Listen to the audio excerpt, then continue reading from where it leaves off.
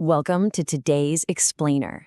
Today, we're diving into a truly brilliant and profound piece of literature from 1970. It's Marge Piercy's A Work of Artifice. It's one of those poems that uses a single, striking image to explore some incredibly deep truths about society. And we're going to unpack the whole shebang together. But before we get to the text itself, I want you to ask yourself something. What if your true nature was actually a lie? Seriously, think about that for a second. How much of who you are, your identity, your ambitions, the limitations you think you have, is actually organic, and how much has been quietly imposed on you by the world around you? Well, that tension is exactly what Piercy sets the stage for. The whole poem revolves around this massive, striking physical contrast. On one side, you've got a tiny 9-inch potted bonsai tree, and on the other, a majestic 80-foot tree growing wild and free right on the side of a mountain. Piercy opens her poem by showing us that this tiny little bonsai could have been that towering giant, if only it had been left alone to grow on the mountainside until it was split by lightning. It's this powerful, physical comparison that really grounds everything we're about to discuss. Okay, let's jump right into section 1, the bonsai tree metaphor, appearance versus reality. So, the title of the poem itself, A Work of Artifice, is actually our very first clue. The word artifice literally means something artificial, something deliberately created or manipulated. You see, a bonsai tree isn't a naturally small species of tree. It's just a regular tree that has been deliberately manipulated and restricted to stay tiny. Right from the title, Piercy is hitting the nail on the head regarding this fundamental contrast between a natural destiny and deliberate manipulation. Moving right along to section 2, decoding the core symbols, basically peeling back the layers of the onion. To fully grasp this extended metaphor, we have to understand who and what these botanical elements actually stand for. The bonsai tree? That represents women, or really any oppressed group whose growth has been held back. The gardener, the one who actively prunes the tree, stands in for patriarchal society or a controlling authority. The pot perfectly represents the social restrictions and traditional roles that keep them confined. And that mountain? That's the larger world. It represents absolute freedom, opportunity, and natural unrestricted growth. Which brings us to section 3, the gardener's deception, or the illusion of care.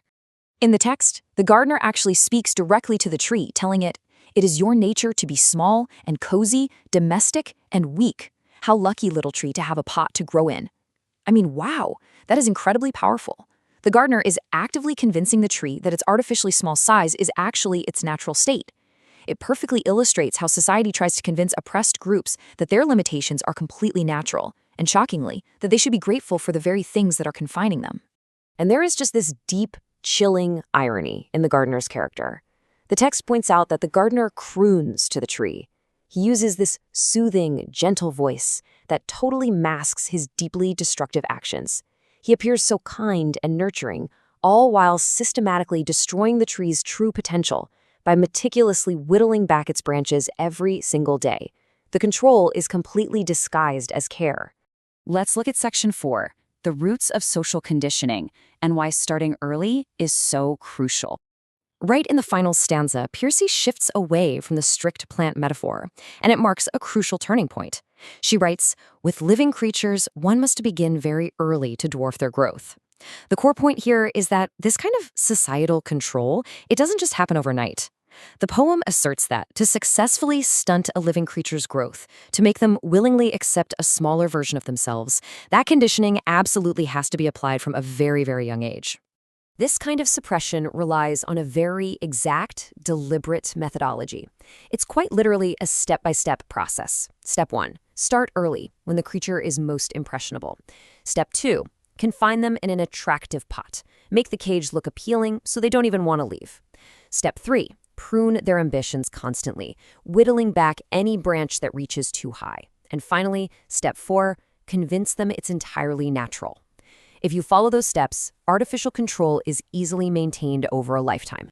To really drive this home, Piercy lists some very specific cultural methods of this dwarfing process.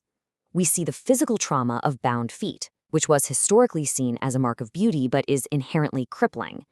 She mentions the crippled brain, pointing directly to unequal education or restricted intellectual ambition.